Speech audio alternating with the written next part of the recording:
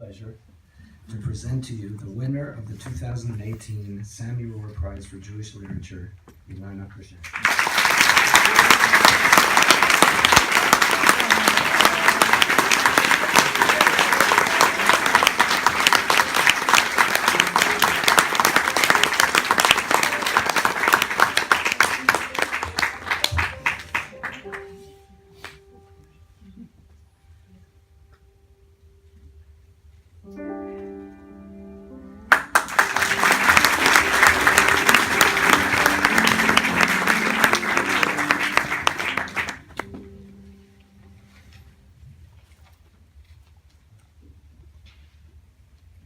Thank you so much. I was asked to share a few remarks. Every Shabbat afternoon, my husband Daniel and I try to learn another Mishnah from Pirkei Avot with our children. We think of it as part of their moral education, as a way of introducing and reinforcing our core values. Chief among them is the study of Torah as an intergenerational experience, one that binds parents and children and links us to all those who have studied the text in generations before. Pirkei Avot famously begins by recounting a line of transmission. Moses received Torah on Mount Sinai and passed it on to Joshua, who passed it on to the elders, who passed it on to the prophets. Moses describes Torah as a know how to read yet, but whenever we learn together, I pass out copies of the text to each of them. I want them to feel like they are receiving Torah, that it is becoming theirs. But for Torah to become theirs, they have to feel not just that they are inheriting the text, but that they are discovering themselves in it. One of the most oft-quoted lines in Pirkei Avot is, "Turn it over and turn it over, for everything is in it." But I recently learned that the most complete early manuscript of the Mishnah actually renders this line differently. "Turn it over and turn it over, for all of it is in you, and all of you is in it." When we study Torah thoroughly, turning it over and leaving no stone unturned, we find ourselves in it. We realize that the text is speaking the language of our experience, that even before the text becomes a part of us, we are a part of the text. I came to this realization only gradually. My book emerged out of the notes I took in the margins of my volumes of Talmud.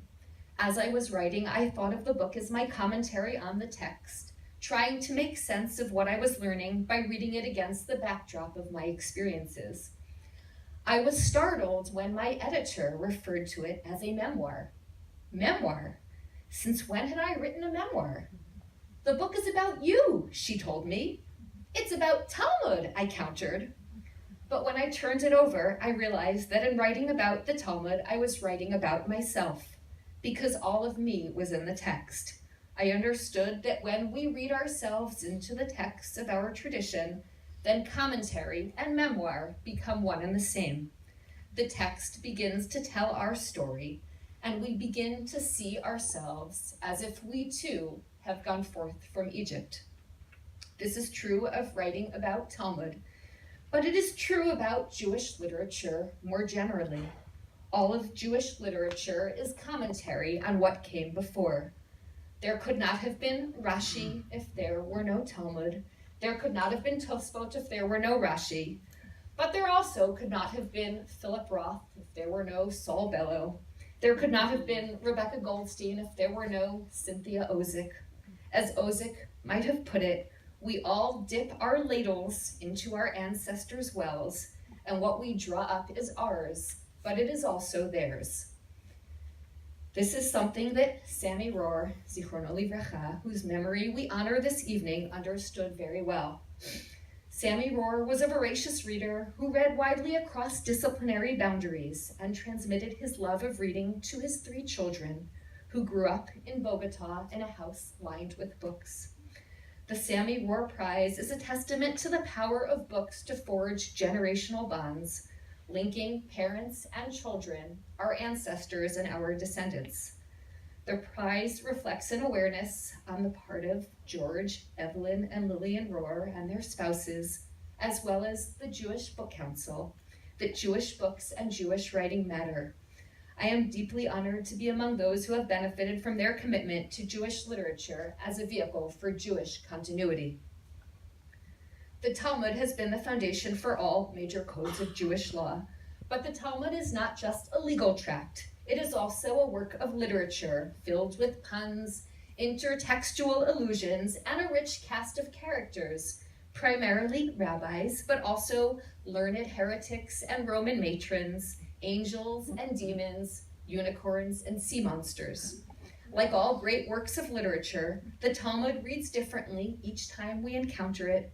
No two people read the text the same way, and no one person reads the text the same way at different points in his or her life. When we engage with the texts of our tradition, when we teach them to our children, speak of them when we are at home and when we are on the way, when we lie down and when we rise up, we begin to tell our story through them, and those stories become the next generation of commentary and of Jewish literature. The line of transmission continues, the inheritance is passed on, and we are all so fortunate to be its heirs. Thank you.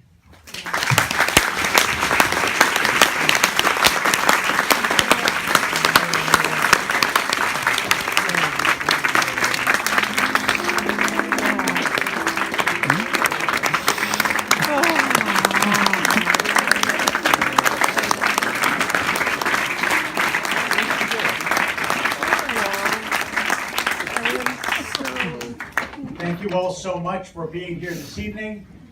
Thank you to the Rohr family once again for making all of this possible. And if there is anything dearer to the Jews